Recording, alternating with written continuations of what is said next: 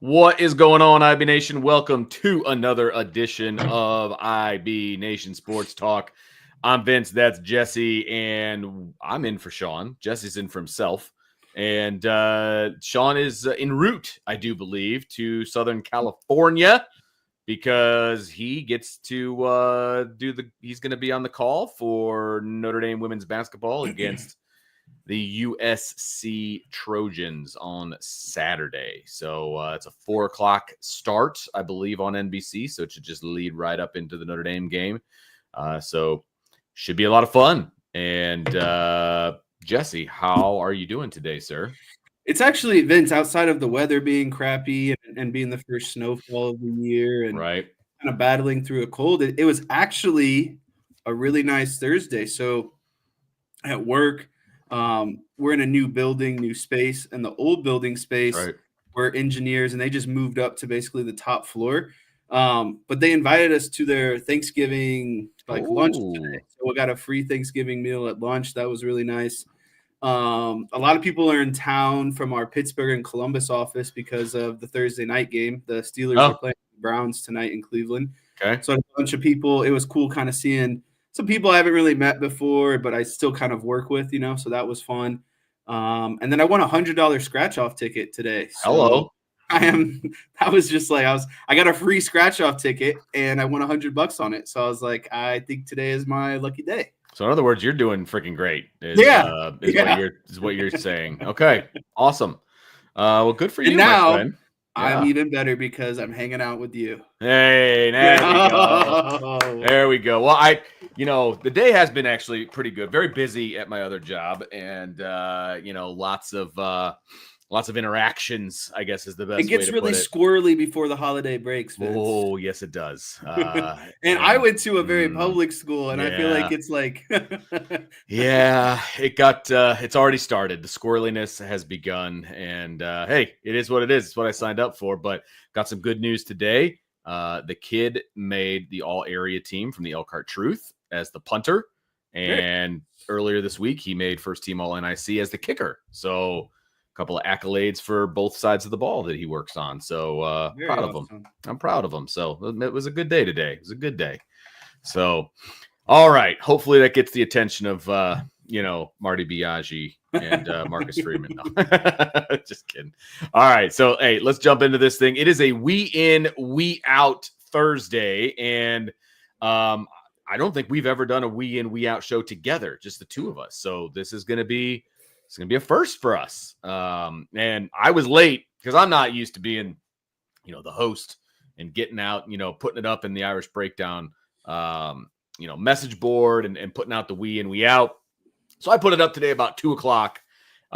But our people came and they put in a bunch of questions, man. Like they came in strong. So I appreciate everybody that submitted a question, and we're going to get right at it. But first, we got to tell you about our friends over at MyBookie. Cannot forget about MyBookie, Jesse. And do you get MyBookie where you're at? Probably not. Yes, I do. I've been using MyBookie. Have you really? Ever since that it has been, introduced to the stratosphere. Nice. I make sure to use MyBookie once a week, Vince. And really, once you I'll give you my MyBookie parlay for tonight's Sunday night or Thursday night game. So beautiful. All right, well let's jump right into what MyBookie does for you. Obviously, if you are new to MyBookie, and I'm sure you did this as well, you just use promo code Irish. It will double your first deposit, and then you've got double the money to go in there and bet on,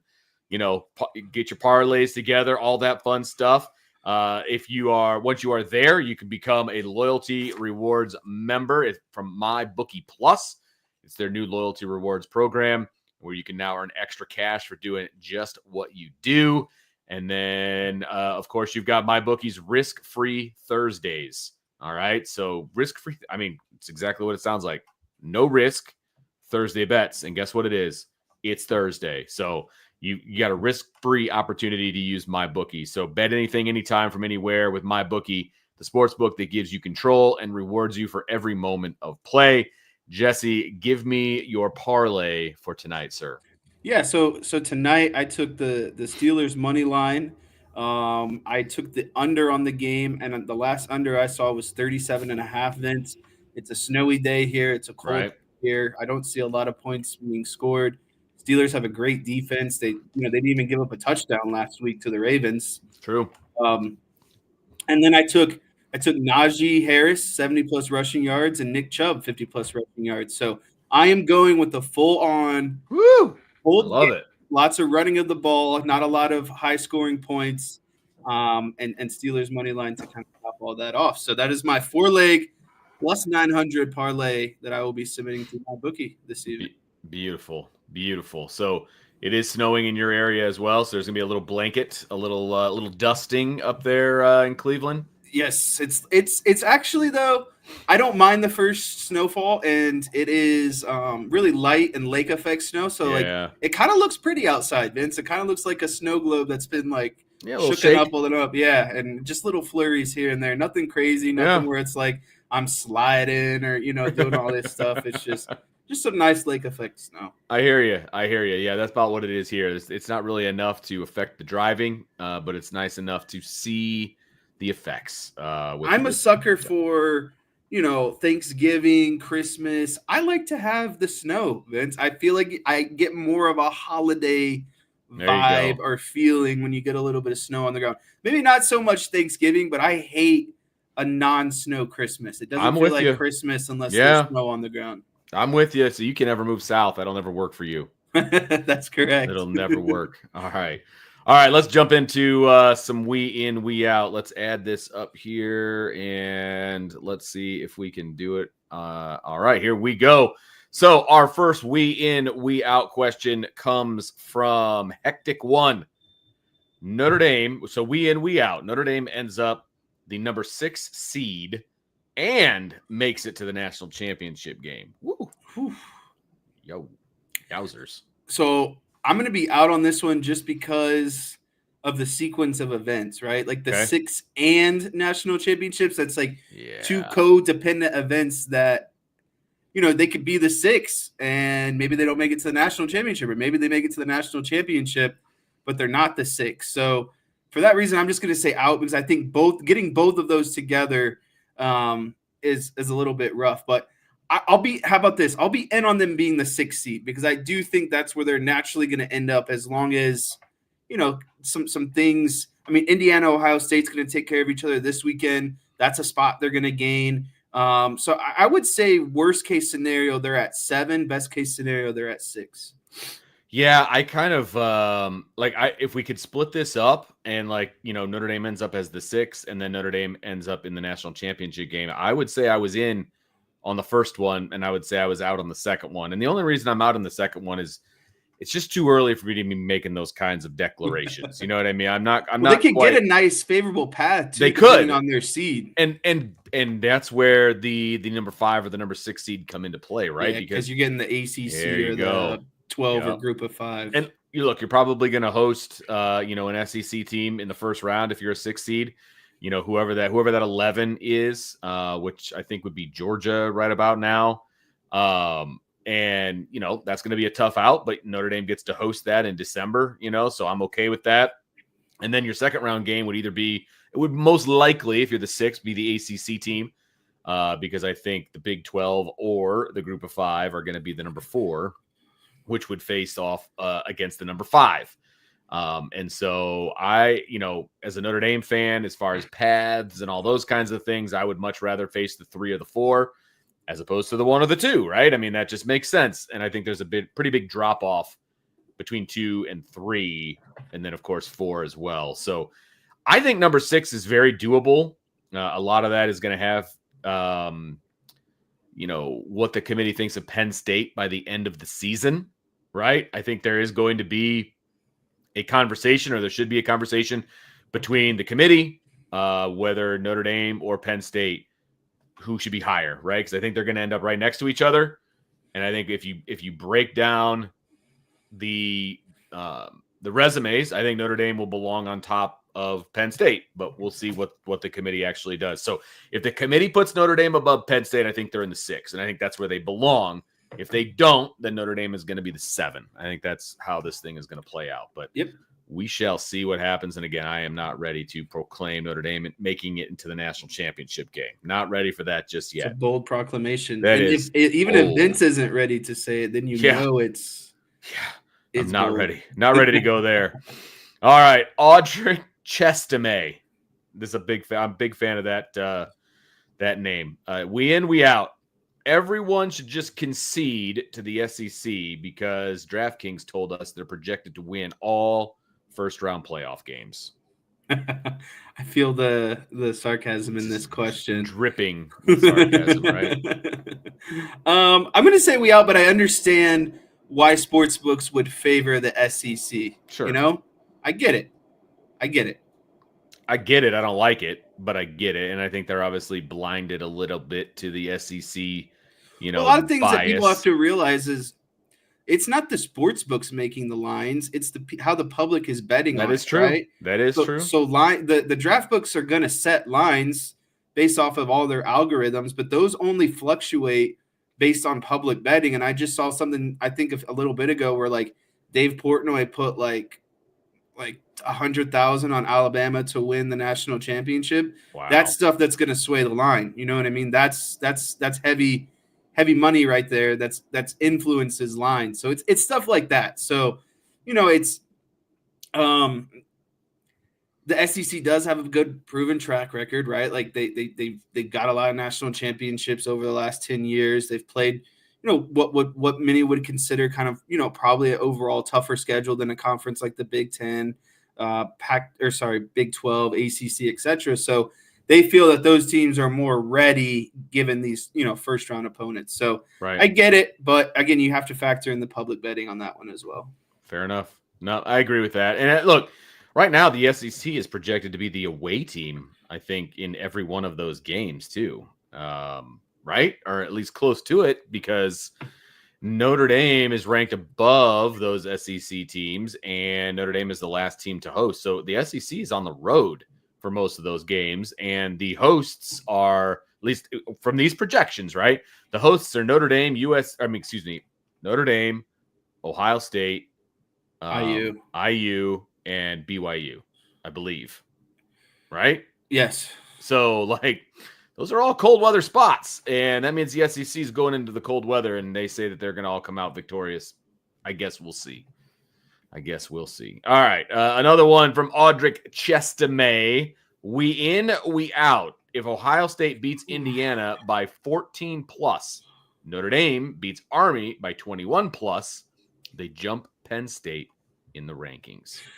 I'd be out on that because I think you'd have to flip Indiana and Ohio State. Ohio State looks worse the more they get beat by Indiana because of how close their game was with Penn State. Ohio State and Penn State were so close. And so I think that pulls them up, that keeps them above. Yeah, so you want Ohio State to lose by as much as possible because it makes Indiana look superior to both of them, and it makes a close loss not look as good anymore because Ohio State just got blown out by someone else. So I think you want that flipped. I think you want IU to beat Ohio State by 14 plus and Notre Dame to win by 21 plus. Then I do think that there would be a solid argument for them to jump Penn State in the rankings. That's a very interesting point, because I think at that point also, I think IU might jump to the number 2 team or the number 3 team in the country. Probably number 2, to be honest with you. Yep. Because that might leap them over Texas as well, because of course Texas has a loss. And so at that point, IU would be undefeated, and they would be highly, highly favored in the Purdue game the following week, and then be, undefeated going in. You'd have 2 undefeated teams going into the Big Ten championship in Oregon and IU. So yeah, and if that's the case, you might as well just give the Big Ten loser the 5 seed in the bracket. Completely agree. And I think that may be that's what kind of Brian's been preaching all along, that even if it's Ohio State versus Oregon, I think the loser gets the 5. I think the loser gets the 5. Yeah, that's exactly right. And I think that that's probably legit at this point. So yeah, I'm with you on that one. If you reverse that, then that's a much better opportunity for Notre Dame to leapfrog Penn State. I don't think Notre Dame, no matter what Notre Dame does, of course, barring the IU win at Ohio State, which I don't think is going to happen, but no matter what Notre Dame does, I still think they're behind Penn State until Notre Dame goes to USC and you now have that second common opponent with Penn State. Until then, I just think that they're going to keep it status quo and keep Penn State above Notre Dame.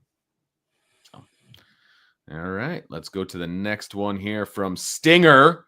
We in, we out. The USC game will come down to the last couple of minutes. Vince, I'm actually really afraid to think about this game, and I only want to think about Army for now. But since I'm being asked, You're being asked. I'm going to be in on this. I think Notre Dame, not that they struggle to play at USC, but I think the games are closer at USC, even when there is a clear talent discrepancy. And I can't remember if we talked about this on the Monday show or the Tuesday show.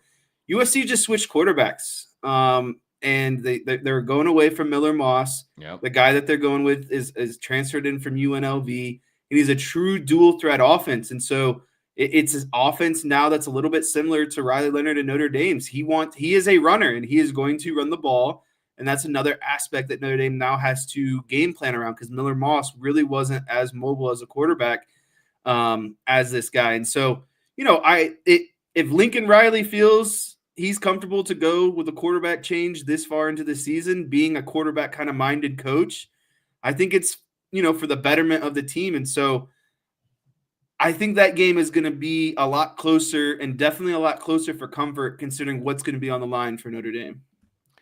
I'm out on this. I don't think this game is going to be all that close. I think by the time Notre Dame is traveling over to good old Southern Cal, I think they're going to be pretty checked out at that point. Talking about USC, I think they've already had 2 guys opt out for the rest of the season. USC is just not the football team that we kind of all hoped that they would be. And I just don't see anything changing on that over, the next couple of weeks. They've got obviously UCLA this week. That's their big rivalry game. And then of course they've got Notre Dame next week. And if they go out there and lay an egg to UCLA, which we know is not a very good football team as well. UCLA is 4-6 and USC is 5-5. This is going to be, the ultimate pillow fight of LA at this point. And if USC goes and lays an egg at UCLA, then I could very well see USC just being like, look, we're good. We're out. It's done.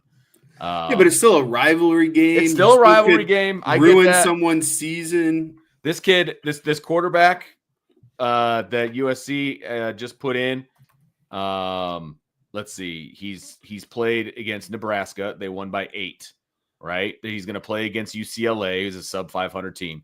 He's not going to know what hit him when he plays Notre Dame's defense. It's going to be ugly. I can agree with that. I feel bad for this kid. And, maybe he's the future of USC, but he's not the present. So Jaden Mayava is his name. Yeah. And he looked okay. He just, it was his first start. It wasn't great, but he got the win. And, again, USC still fighting for bowl eligibility. I don't know how much that matters to them, but they're still fighting for bowl eligibility. That's a good point. That's a good point. They could be going to the Frosted Flakes Bowl or something like that. I'm just saying, when you compile rivalry, Notre Dame, your long-standing rival, last game of the season, you're trying to get bowl eligible. You're trying to spoil Notre Dame's, chances in the play. I just think that there's easy bulletin board material, Vince, I guess is what I'm saying. There is. And I just wouldn't want to see Notre Dame come out flat-footed. And that's how you get kind of taken advantage of is when a team finds a way to get motivated and you maybe come out a little flat-footed. And that's on Marcus Freeman. That's on the coaching, and they've been great on the road this season. But I, being the kind of overthinker that I am, is the one who's starting to kind of it's just like a mini fire alarm is going off in my head. Yeah, I get it. But, USC had the number 1 pick at quarterback last year, and Notre Dame beat them 48-20. Right. And they don't have that this year, So maybe they're a more complete team. They have a better defense, but I just I don't see it. So, again, I get it. Throw the records out. It's a rivalry game, all of those different things. I get all of that. Notre Dame's on a mission, and they've been on a mission since September 7th. And I don't think the fancy pants USC team is going to do anything to get in the way of that. So, all right. Another one from Audric Chestame. We in or we out? If Curtis Rourke leads IU to hang 35 plus on Ohio State and Indiana wins in dramatic fashion, he moves up to number 1 in the Heisman race. Are we in or we out on Curtis Rourke, number 1 in the Heisman race, Jesse? I'm out on that. I think there's a good amount of players ahead of him, but I'm going to check kind of the Heisman odds and see where we're at. I believe Travis Hunter was the last guy to be leading. After that, it is Ashton Genty, the running back from Boise State. Then it's Cam Ward, Dylan Gabriel, Jalen Milroe, and then Curtis Rourke. So Curtis Rourke is number 6 in terms of betting odds right now. But I just see – and to be honest with you, I'm not as crazy on Travis Hunter as a lot of guys or a lot of people are, just because he's a two-way player. I get it. It's hard to play two ways at an above average level, but I don't think he's elite on either side of the ball. If my vote would be either Ashton Genty or Cam Ward, but I don't think there's anything that Rourke can do this weekend that's just going to catapult him to the top of the Heisman rankings. Look, if IU puts 35 points on Ohio State, I will be shocked. Ohio State's the number 1 scoring defense in the country. They have a good defense. Number one, right? And while IU has the number 2 scoring offense in the country, I still don't see them putting 35 plus on Ohio State.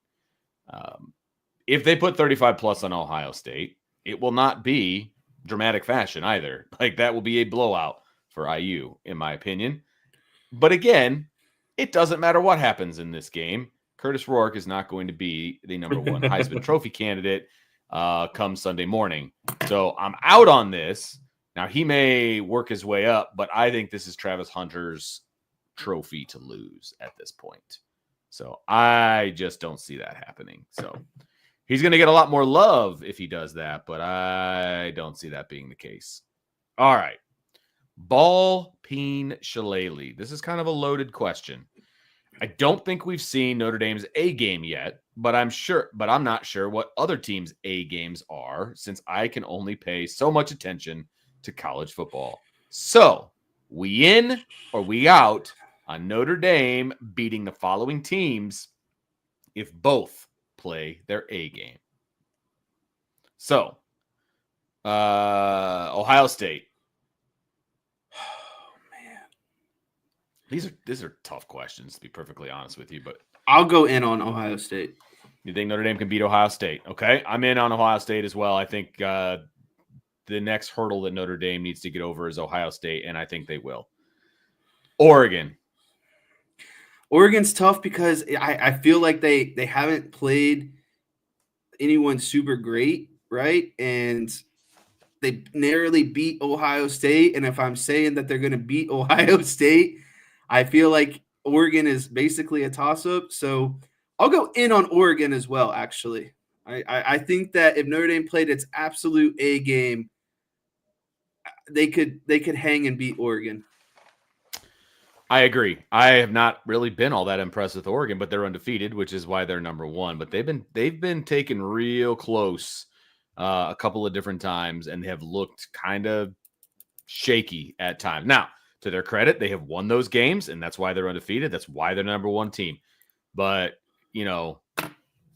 I'm in. I think they could definitely be. I think they could beat them. I think it would be a game, but I think they could beat them. Penn State.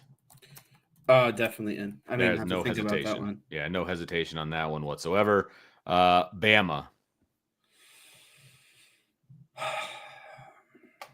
There's a lot of talent on that team. And if Jalen Milroe plays out of this world, I think it could be a long day for Notre Dame. So I will say out on Alabama. I tend to agree with you on that one. I'm going to go out on Alabama. I'm going to go out on 2 teams here at least, but Bama is one of them. So I'm out on Alabama as well. Georgia would be next.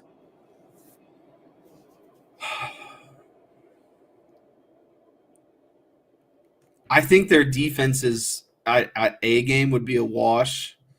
And I know Carson Beck is supposed to be better than Riley Leonard, but I just like what Riley Leonard can do with his legs compared to Carson Beck. So I would actually be in on them beating Georgia. I am also in on beating Georgia. I think we've seen Carson Beck not look like a superhero. And I think when it's look, he's won a lot of big games, don't get me wrong. But if Notre Dame plays Georgia, it's most likely going to be at Notre Dame. And I like Notre Dame's chances at that one. So I am in on that one. How about the Texas Longhorns?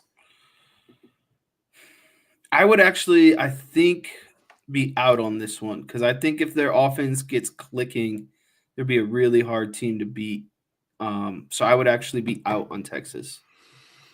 Texas is the toss-up for me. It's really close. I honestly can't decide which way to go, and which means it's a toss-up, which means I want to go in because in a toss-up, I would love to see obviously Notre Dame win that game. But this is the only one that I'm going to abstain courteously on. I think this is like about as neck and neck as it gets between Notre Dame and Texas. Ole Miss, a game. I would be in on them beating Ole Miss. I don't think Ole Miss. I still feel like Ole Miss has a little bit of slop to their game. You know what I mean? I don't feel like they're 100% playing their best football. They don't consistently play their best football every week. Is what I think what I'm getting at. They don't. But this question says they are playing their A game. That's the thing. I think their offense is really, really good.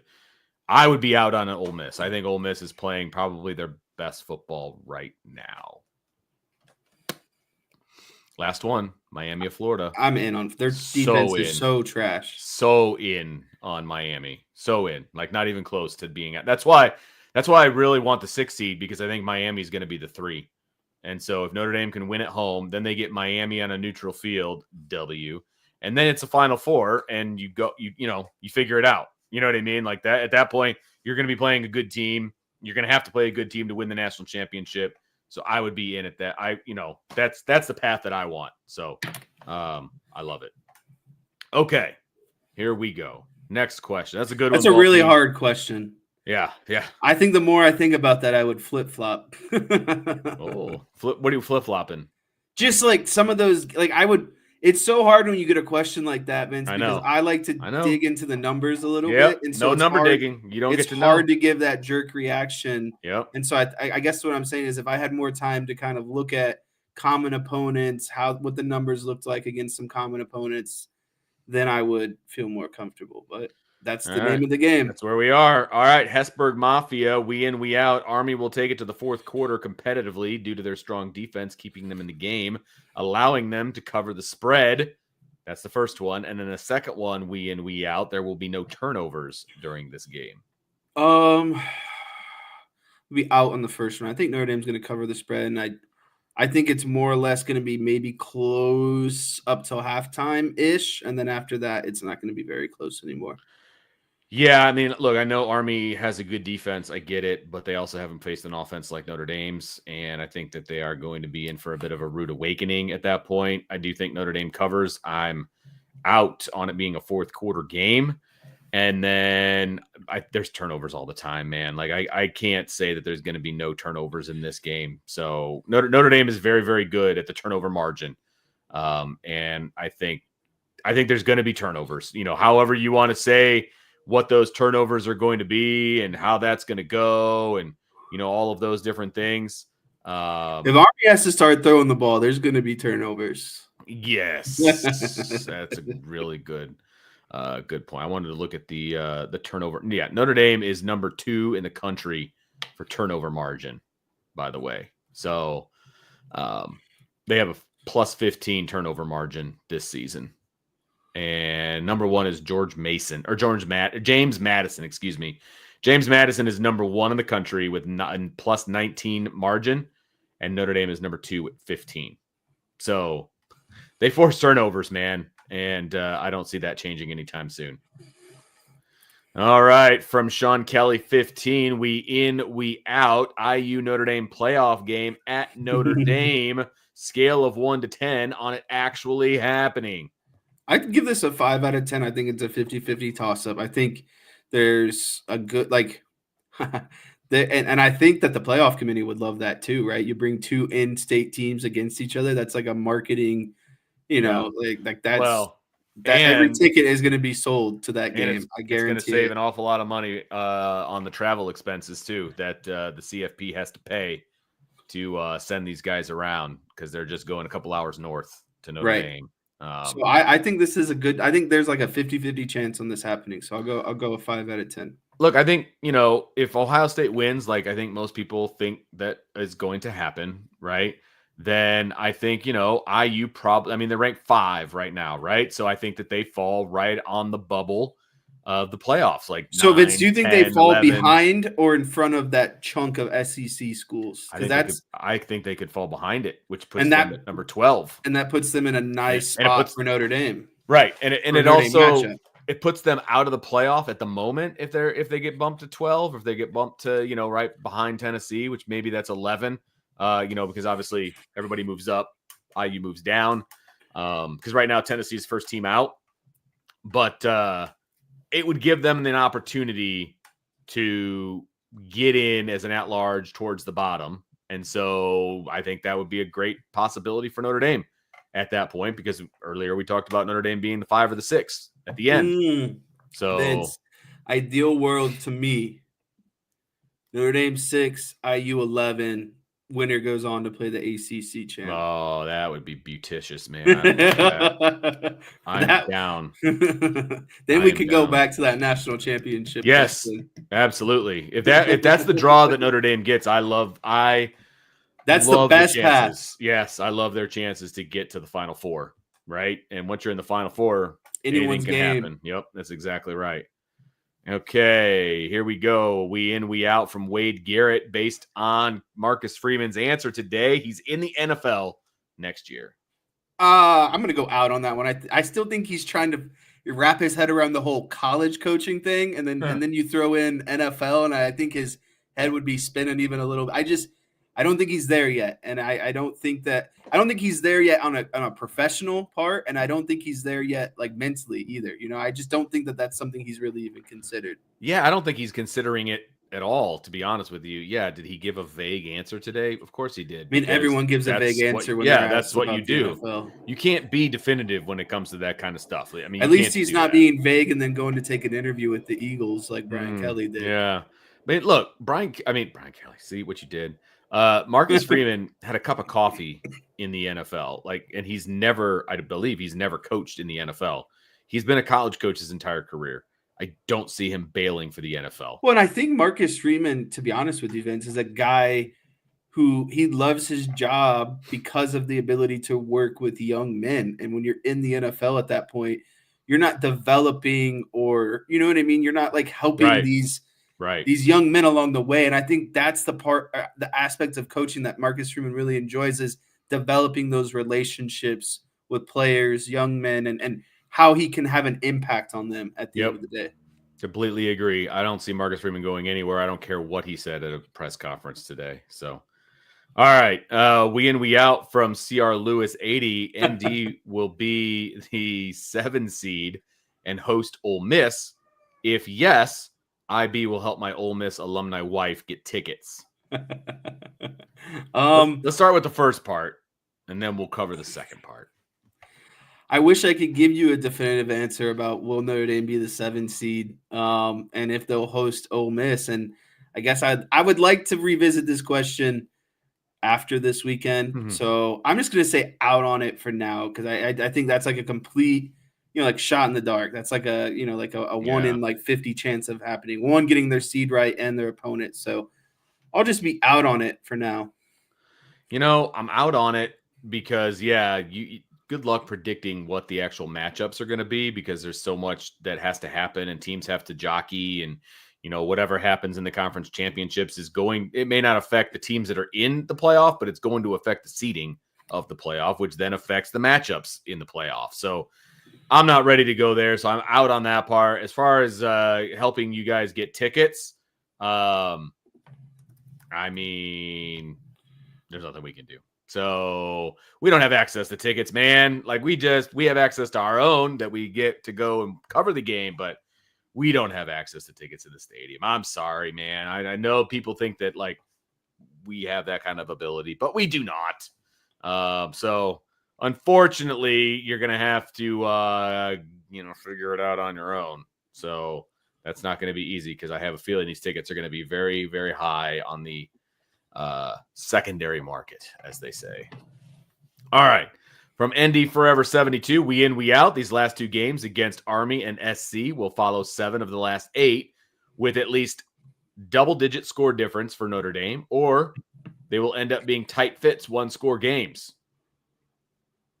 So either both blowouts or both tight games, I guess is what he's asking. I'm in on both scores being double-digit difference in favor of Notre Dame. Yep, me too. I'm not going to spend a whole lot of time on it. I completely agree. He's got another one, we in, we out. Golden, Mickens, Morrison, all back at Notre Dame next year. Out. Mickens and Golden will be back. Morrison will be gone. Bingo. Could not agree more. That is exactly. As much as I want Morrison to come back, I think he's going to be healed by the time the combine type stuff rolls around, and I think he'll be able to compete and do some things, and so I think he'll be fine at that point. And I just, I can't wish an injury on him so that he returns. So, yeah, he's out. I'm out. Whatever. Here we go. BK's personal chef. We in, we out. First one, as the regular season winds down, the national media's main talking points about Notre Dame in terms of team strengths will be turnovers, as we force at least 6 more in our final 2 games. Out. I think the biggest talking point will how will Notre Dame how did Notre Dame perform against teams like NIU after the NIU loss? Were they beating teams barely? I think they're looking at more or less margin of victory and how they went about winning these games, not necessarily turnovers. I don't think the turnover margin is but turnovers help you in terms of the victory margin, right? Because you can get shorter fields, easier touchdowns, etc. So I think it has to do with more style of play and how they're beating these teams. It'll be a talking point, but it won't be the talking point. The talking point will be this Notre Dame team is going to go as far as Riley Leonard will take them. Like, that's what people are going to say, I think, when it comes right down to it. All right, second question here from BK's personal chef. We in, we out. Notre Dame wins by over 14 points in both the Army and the USC game. I'm in on that, but I'm cautiously in on it. Oh, I'm so in on it. I'm jumping in with both feet. I think both games are going to be backup games by the fourth quarter. So that's where I'm at. I've seen too much of Notre Dame at this point not to think that.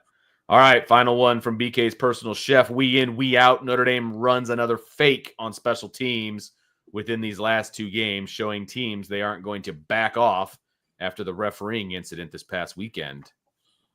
I think they're going to actually chill on these a little bit and kind of save the next wave for a potential playoff push. Oh, there we go. There we go. I'm out. I don't think they're going to need to. I'm not saying that they needed to last week, but it was only a 14-0 game at that time. And so as people are like, why'd they waste it on a blowout game? It was not a blowout game when they used it. And I think that's a possibility, but I don't think that they're going to need to. So, all right, DK, here we go. We in, we out. We can skip these. I know. We got to hit them. Here we go. Bowen leads the team in tackles on Saturday. Hang on one second. I am looking up the box score from the Navy game because I want to look at total tackles. I believe Jack Kaiser is the guy who led against Navy. Jalen Sneed and Kaiser both had 9. Drake Bowen only had 5.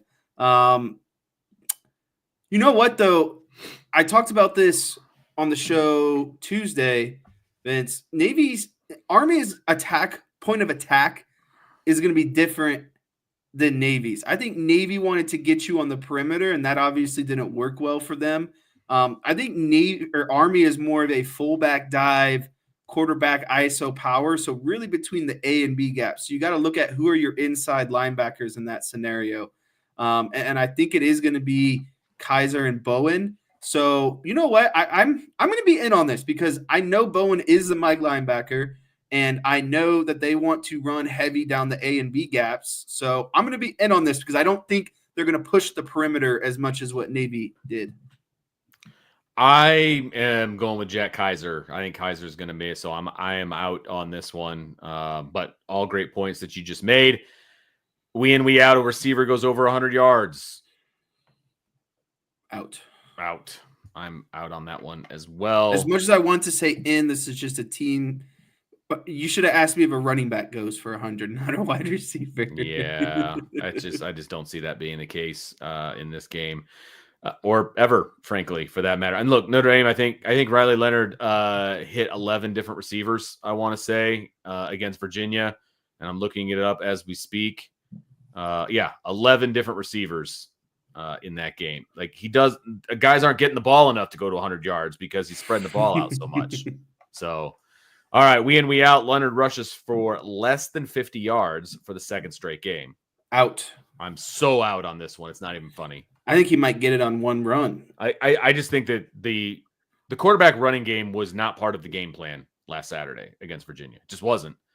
It will be on this Saturday because Notre Dame is going to try to impose their will on Army's defense. And while Army's defense is very good, they still haven't played a team like Notre Dame's offense, like I said before. And a lot of that has to do with size, strength, and just we're better than you. We're coming right down your throat. And I think Riley Leonard carrying the football is that. So I'm out. All right, we in, we out. Final one from DK. Notre Dame will score more points in a single game in Yankee Stadium than the Cubs have all time. He says, I'll save you the time. They've scored 28 runs in Yankee Stadium all time. How's that possible? Well, there wasn't a lot of interleague play. That's true. Until of recent. That's still pretty bad, though, because they played the Yankees a bunch in the last 10 years. That's really sad. I understand that DK was shooting a little stray there at my Cubs, but I'll take it. I'm wearing a bulletproof vest. I'm in, though. I think Notre Dame is going to score more than 28. I do as well. I am in on it, even though I don't like the way the question was asked. DK. It's just mean-spirited. All right.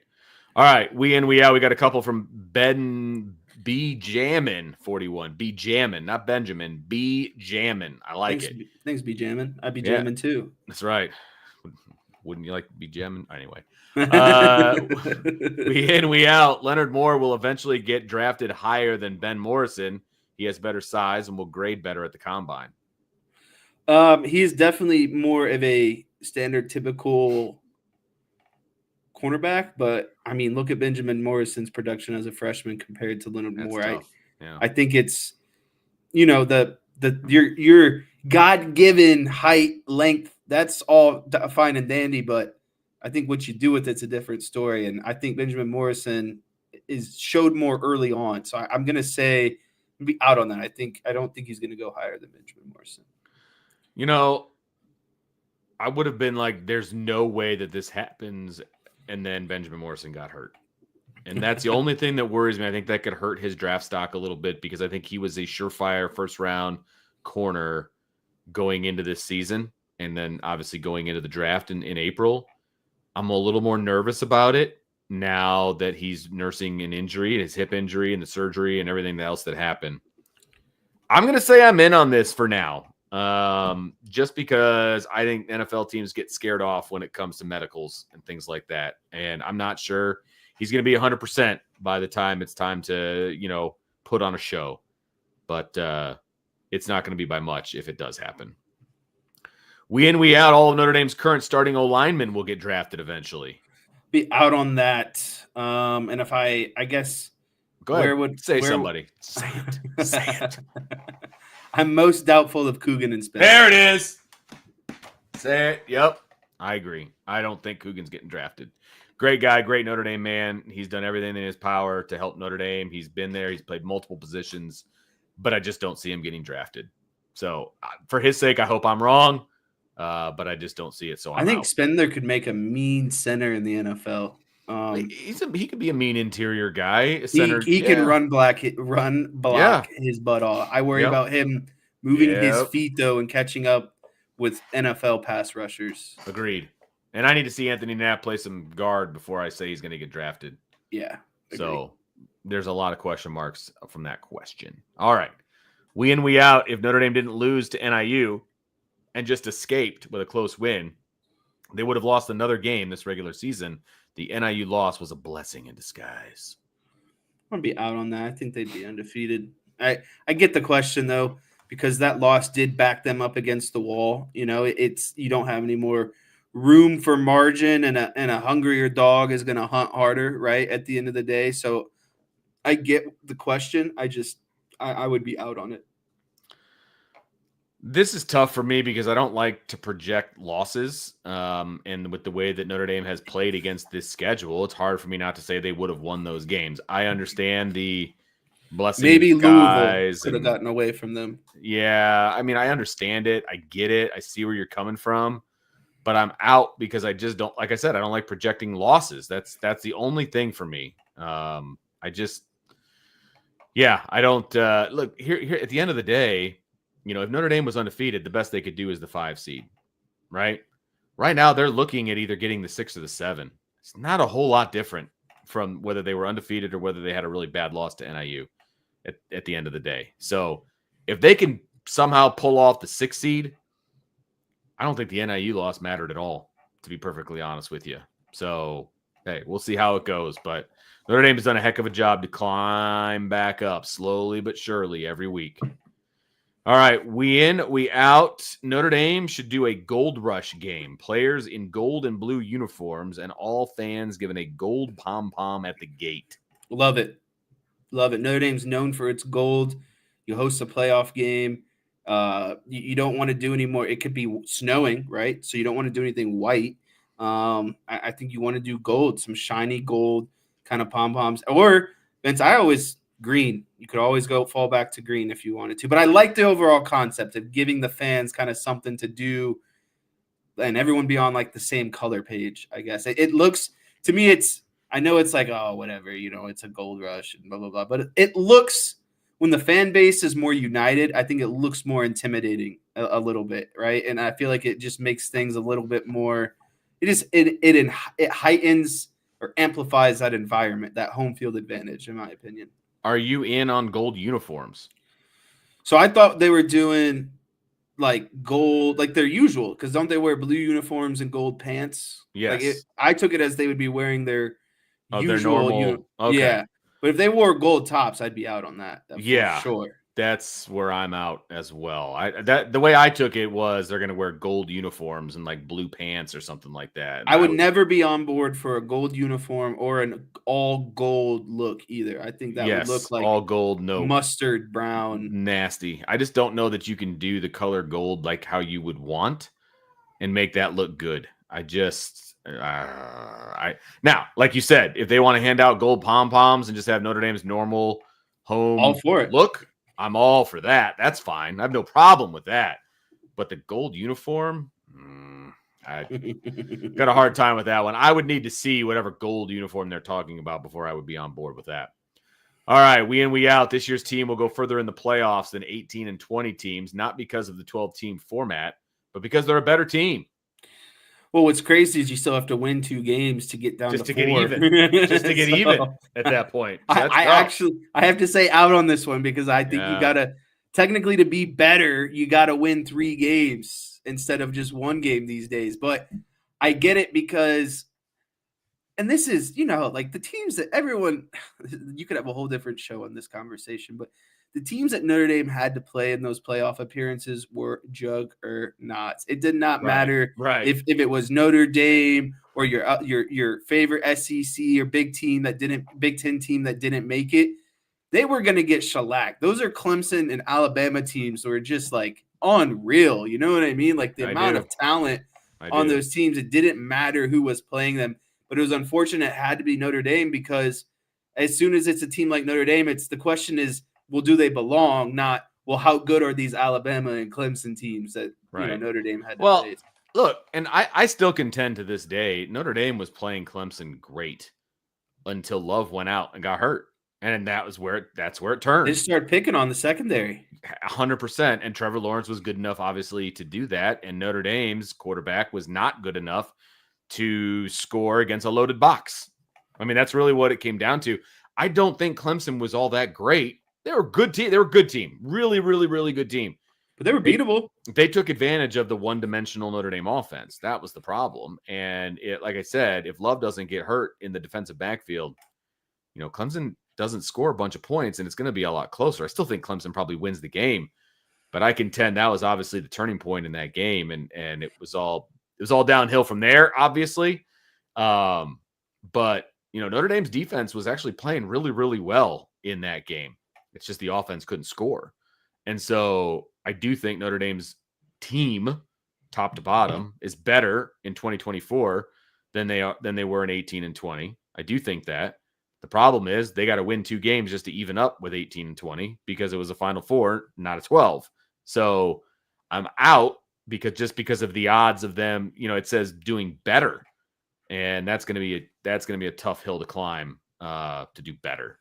So, all right, well, that is going to do it for. I love that Joe snuck in that question at 5:14. We were 14 minutes into the show, and Joe was like, "You know what? I'm still going to get a question in." Well, so Joe, you get the gold star today. Yeah, no doubt. There's another question here, and I'll just bring it up from Domer Grizz. He put it in at 5:50, which is 3 minutes ago. Nice.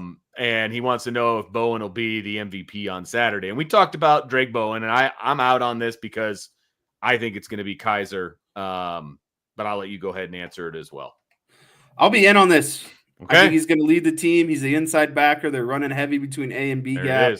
He's going to have his game. You know what I mean? Like I think his other big game was Louisville, right? I think he graded out really well against Louisville. I can't remember. There was another home game. I think he did really well, but I think he is going to have he's going to be in the double-digit tackles. Yeah. This weekend, Vince. He's gonna be like your old friend Jesse Siders playing Mishawaka. That was a beautiful thing.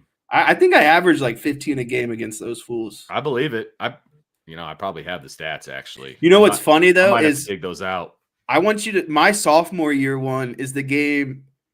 Not to get too far into this, but that was my favorite time playing them, Vince, because I was also playing on special teams.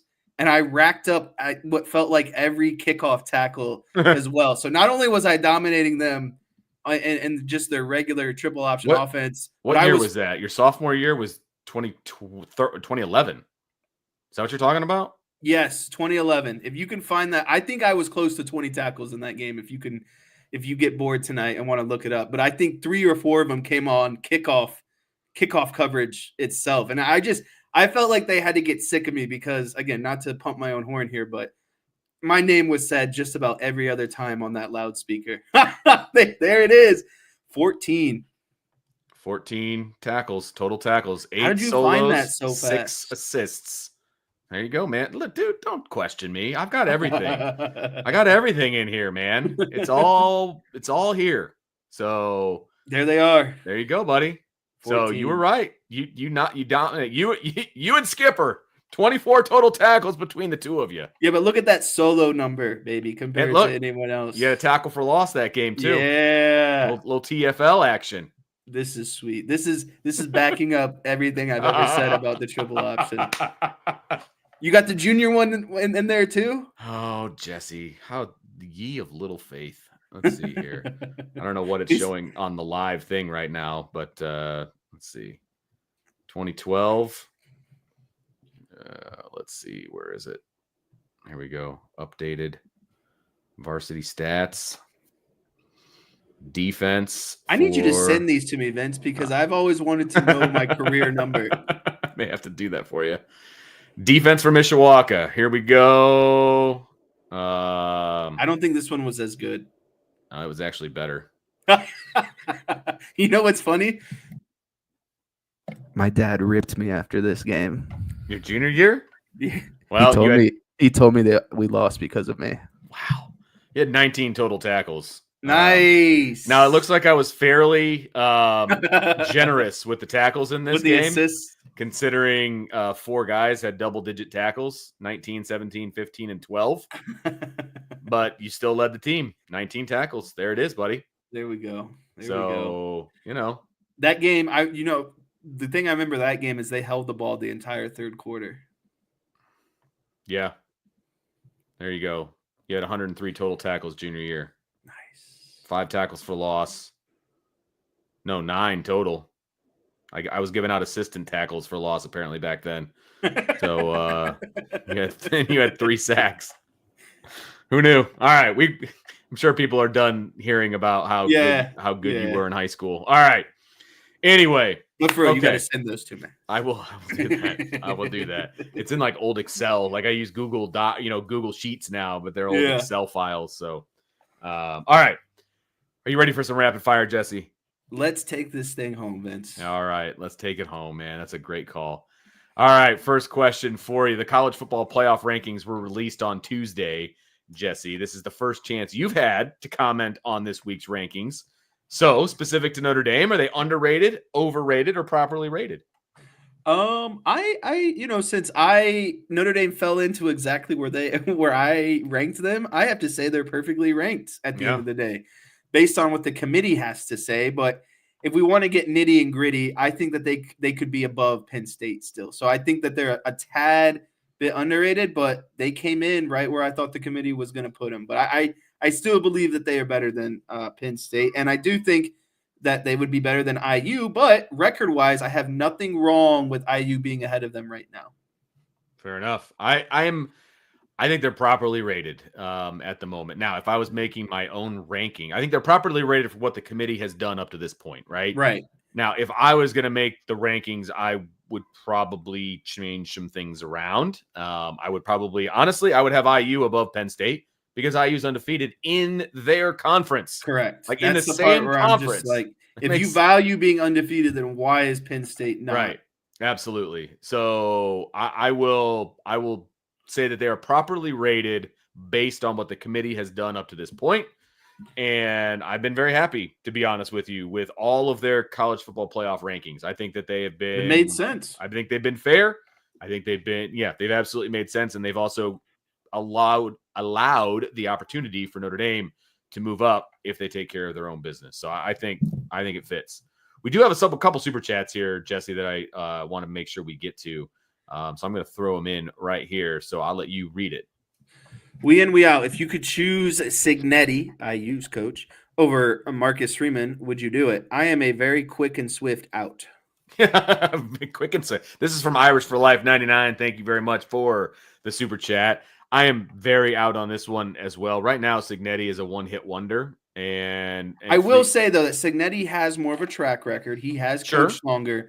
But I still believe Marcus Freeman is a better recruiter, first and foremost. And second, if you want to say Cignetti's a better coach, sure. He's more experienced. He might have a leg up on him in terms of like in-game coaching, all of that. But when you bring in recruiting, development of players, etc., coaching staff, I would take Coach Marcus Freeman, and I think that he is still learning and becoming the best version of himself as a head coach. And I'm willing to be on that track and not the Cignetti track.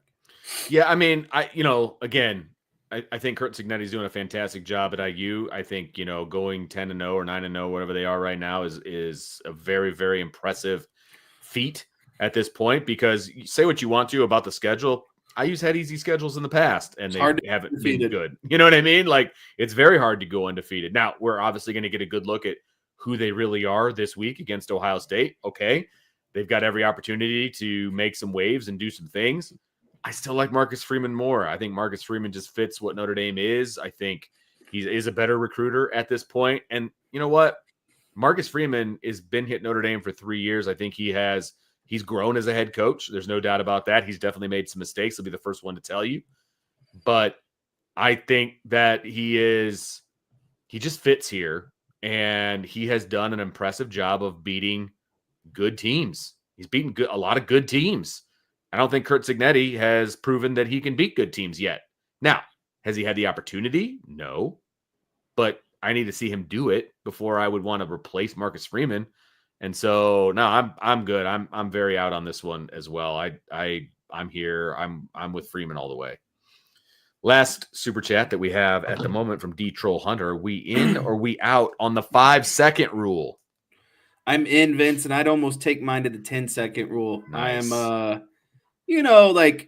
if it falls in a pile of you like know, sand, like it falls like at the beach, like it falls in the beach on the I'm not sand. doing that. But if it falls on over. my floor, I'm probably giving it 10 seconds, Vince. If we're being like, to be honest with you, it's not that I'm that hungry. It's that I just really don't care, and I've ate enough probably bacteria and other, like, it's just gonna make you tougher, you know. It's like, I don't know. It's really it's not that big of a deal to me. Yeah, gosh, guys, I'm a father. It builds up that immune system. Yeah, look, I'm a father of 5, man. Like, I've seen some stuff, and I don't really have an issue when it comes to like food falling on the ground. Like, again, if we're in the woods and it falls on the ground, Or lands and in a like pile dirt, of my dog hair, or right? something, Like, that's a different conversation. But if we're just talking about a regular old floor, like my floor specifically, I'm definitely picking it up and eating it off my floor. A restaurant floor is a little grosser, you know, like that kind of thing. Like, okay. And it depends on what the food item is. Is it something that stuff's going to stick to? Is it a chip?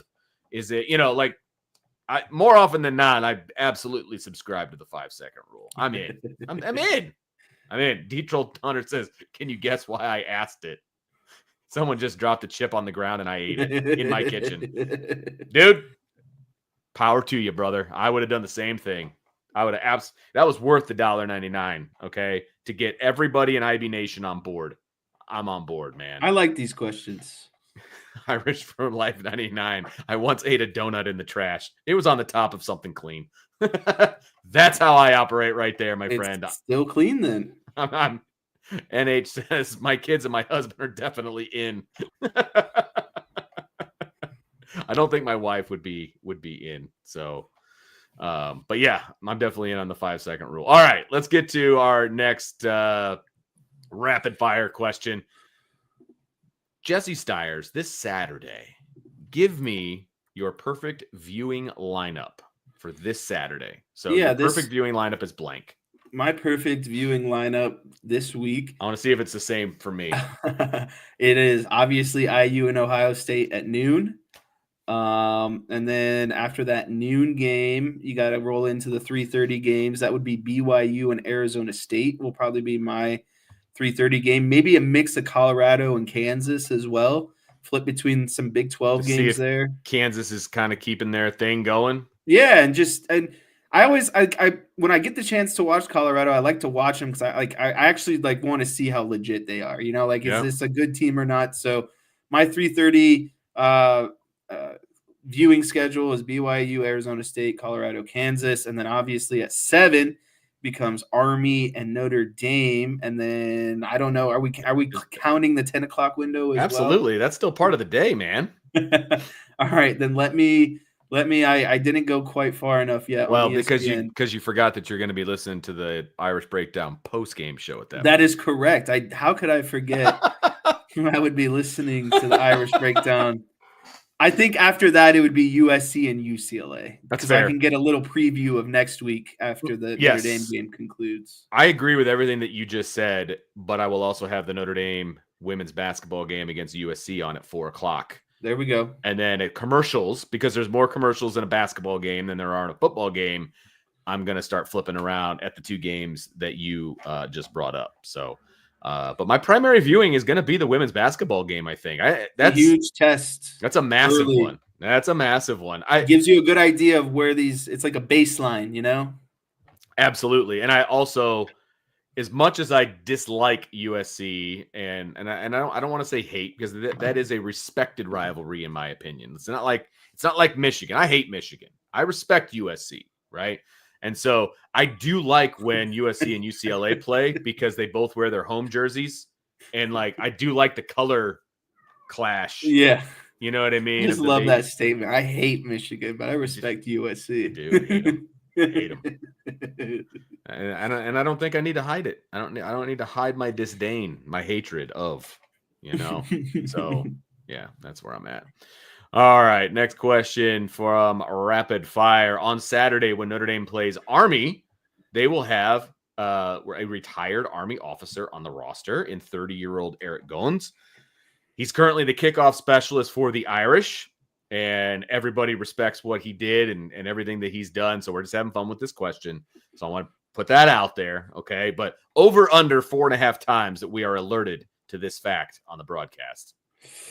You know what, Vince? I'm going to do under because I think a lot of these broadcasters are lazy in their homework, to be honest with you. I think we get the over. Here's my caveat, though. We get the over if we get an over on Goins' appearances. If he makes maybe, do they let him get a kickoff in or maybe an extra point in, or you know what I mean? I feel like they're going to let him do something in this game. Well, he's already the kickoff guy. He's going to be kicking off every time. So when it's brought to their attention, I do believe that they'll be like, oh, you know what I mean? I feel like it's something that's I'm taking the under because until it hits them in their face, I don't think they're going to do enough homework, Vince, to be honest with you. I was, your dad is the best at setting like the over-under lines, like the numbers, like that's his thing, right? And I honestly, it's an NBC game, obviously, right? It's a pseudo Notre Dame home game. I think they're going to do like a piece on it. I think they're going to have, I think it's going to be a thing. And every time he kicks off, right? So you're going to have one at the beginning of the game. Notre Dame runs it up. There it is. If you're going to have one at the beginning of the game or one at halftime, right? One or the other. And then you're going to have at least 4 touchdowns. So he's going to kick off 5 times in this game. That's how I came up with this number.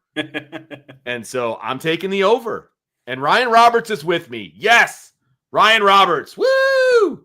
I'm taking the over. They will hammer this thing over and over and over. They may even follow him around during pregame to see if he talks to anybody on the Army sideline. I just think they're going to way overdo. Once they latch onto something, like they're like a dog with a bone. The broadcast crew is, by the way. It is the same guys that did Notre Dame's last night game. It's Blackledge and Eagle. Okay. So younger Eagle? Yes. I like younger Eagle. Yeah.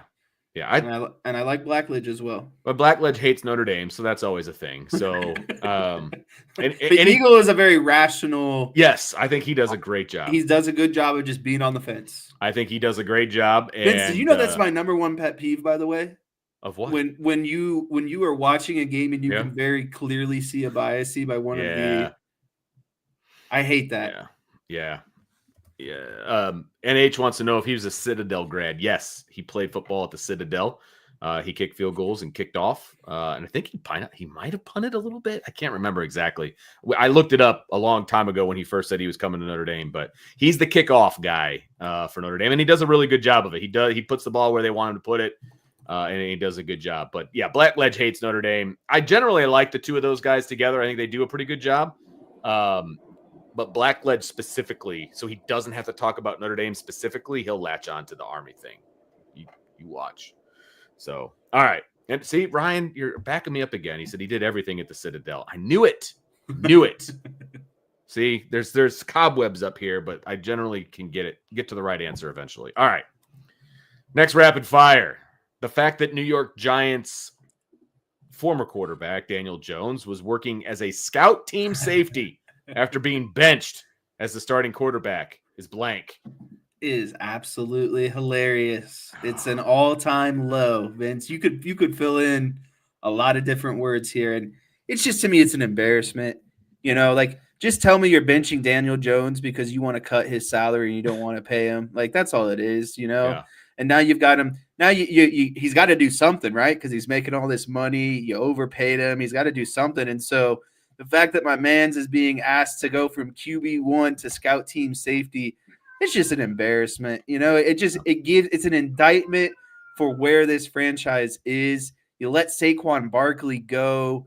Now you're getting rid of, the thing that probably could have helped Daniel Jones the most, you let walk, and now it's just there's just no formula for success in New York, Vince. And you know what? As a Cowboys fan, I don't mind it because even in our worst days, we're still going to beat the Giants twice this season. And I think that's freaking hilarious. Who's his backup? Like, who's starting now? Oh, my man's Tommy DeVito. Oh, he's back. Oh, good gracious. I wonder if his agent is there. The guy, the Guido, oh, yeah. Oh, I heard that, what's his name? He used to play quarterback for Seattle and Denver. Drew Lock is very pissed off this week because he's been QB2 the whole season.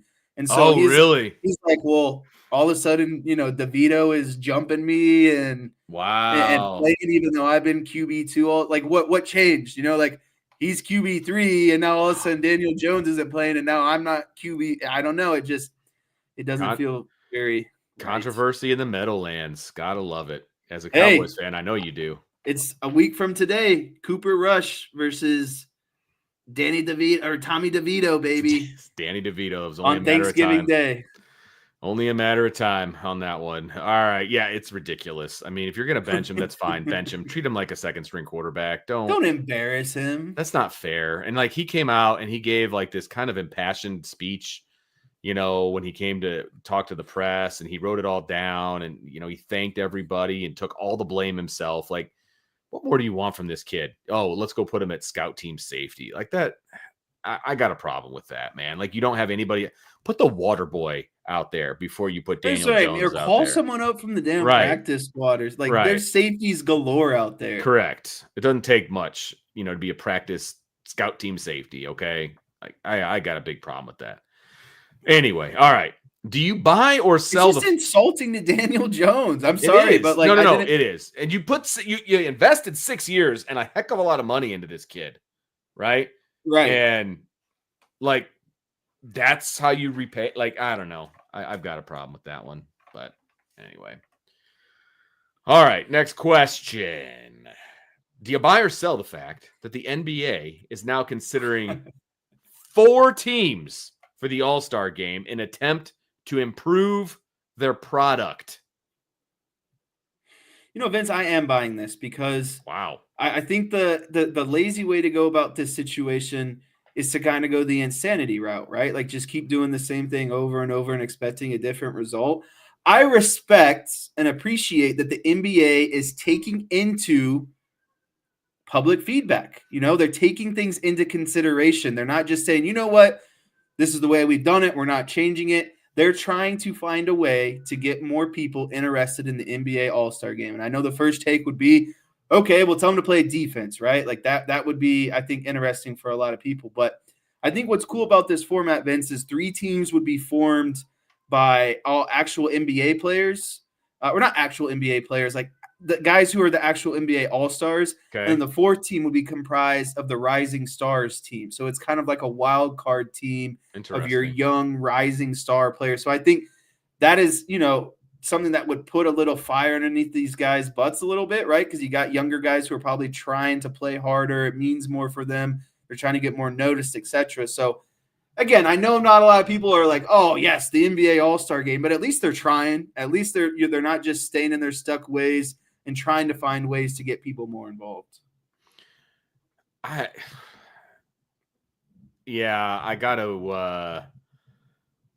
gotta agree with Stymie on this one. I sell everything NBA. I am not like, I guess they're trying, but like the All-Star game for the NBA is very similar to what the All-Star game was for the NFL. It was all offense, no defense whatsoever. It's not even really a game. There's more competitive games in the local church league. You know what I mean? So, at this point, they just need to do away with these games completely. Like, as much as I think that what they do for the NFL All-Star weekend is ridiculous with flag football and like that kind of stuff, like the skills challenges are fun. Like, you do that kind of stuff. It's more of like an on paper, award anyway. You know what I mean? Like, these high school teams, you get the all conference team, you get the all area team. Like, it's an on paper award. Like, it's great. You're never going to play with these guys. I think these pro teams need to take a page from the high schools. No, I wouldn't be mad if the NBA got rid of the All-Star game and made the NBA dunk contest legit again. There you go. Yes, like back when it was in the 80s. Like, give me actual superstar dunkers, and we can do away with the All-Star game. And I think if you brought like people like, like I don't even know, like Ja Morant, some of these younger, more superstar players, and got rid of the All-Star game, I think you could take the All-Star viewership, the old slam dunk viewership, combine them, and the new slam dunk would do better than both of those combined if they actually, got superstar big names to participate in the dunk competition. Yeah. Like, give me Dwight Howard days where he's Superman jumping over a car and right. Vince Carter, like all these different guys that were just like defying gravity and just having a blast, at the dunk contest. That's just not what it is anymore. And it's just, I don't know. It's an afterthought. It's no fun. So, all right. Final question of the night. Scale of 1 to 10. How surprised are you that the Cubs are reportedly talking about trading Cody Bellinger after the last offseason that they had, trying to get him to sign? I would put this at a 5 out of 10. I'm not shocked, but I'm not. Here's the thing. I felt like last season they were reluctant. There were rumors that they were going to try to trade him at the deadline. I think, Vince, what makes this a little bit more not surprising is the emergence of Pete Crow Armstrong in center field and how strong he came on at the end of the season last year. True. So right now you've got a young guy who can play center field, and you got Cody Bellinger on a much thicker contract than someone like PCA. And so, it became Pete Crow Armstrong was playing center field. Bellinger hopped over to right field because Suzuki couldn't play right field to save his life. So I think they're basically they have 4 outfielders and 3 spots. And I think what they're trying to figure out is how can we, maybe flip one of those guys and get the most in return. The fourth being Ian Happ, of course. Ian Happ, because I think he's going to be in left. I think PCA is going to be your center fielder. And then basically, that leaves Bellinger to rotate between right field and first base and DH essentially, right? So I think there's a spot for him on the team, but I'm not surprised they're shopping him around considering he's the guy that they could probably get the most in return for at the end of the day. Because you're not going to give away your young stud essentially, right? So it's like, I think you give away the older. Cheap. Yeah, he's cheap and you're going to get more out of him. I think he's going to be a major league outfielder for 10 or 15 years. So I just feel that Cody Bellinger gives you the most in return. He's the oldest and he's got the most on his contract. So why would you not try to, figure that out? But all right. Bonus 2 questions. Buy or sell Anthony Rizzo coming back to the Cubs? I just saw that in the chat. I hadn't heard about that. I would be selling that though because Matt Bush was tremendous at first base last year. He really they don't need a vet. Like the only reason you get Rizzo is to be a clubhouse, maybe DH guy, but you're not going to go with an old Rizzo when you're trying to develop Bush, and he just had a really good year at first base. So I kind of would be out on that one. I'm out. My mind says out. My heart says in. It's one of those kinds of things. Right. And then finally, buy or sell Pete Crow Armstrong changing his jersey number. What was he last year? 52. I can't stand it. Can't stand it. I want him to change it to something, but I feel like 52 has some sort of meaning to him. No one just wears 52 for no reason, I guess, but I feel like maybe that was his spring training number that he never got rid of. You know what I mean? I would like to see him wear something more. Yeah. Like you're the fastest dude in baseball. Yeah. Like wear something that makes you look fast. Change it, dude. Like he needs to be 1 or 2. You know what I mean? He needs to be a single digit, patrolling the outfield out there. Seeing him in 52 is ridiculous because not only he's a small dude, right? He's a very small dude. So that number curves around his back because it's so wide. And Makes him look baggy. And then you've got his name that is like a rainbow on the back of his jersey too because it's a hyphenated last name, right? Yeah. There's just so much going on the back of his jersey. Something needs to give. He's not changing his name anytime soon. He's got to change the number. That's where I'm at. All right, Jesse, that's going to do it for this Thursday edition of IB Nation Sports Talk. Thanks, everybody, for hanging out with us. Really appreciate it. Make sure you keep an eye out for the pregame show tomorrow. It's going to be there. I believe it's actually going to be Jesse and Sean on the pregame show. You'll have to tune in to find out. That's right. So you're going to have to check it out, but that one will be posted early in the evening on Friday to get you all primed and ready to go for Notre Dame's 7 o'clock or 7:30, either way, game against Army in Yankee Stadium. The new uniforms that they're going to have on, it's a home game for Notre Dame in New York, all of the above. Can they do what they need to do to keep climbing up the rankings? Should be a fun Saturday of football. I hope everyone has a wonderful weekend. And make sure you tune in for the post-game show as well, about 5 minutes following the Army Notre Dame football game. So until then, for Jesse, I'm Vince, and we will talk to you next time on the Irish Breakdown podcast.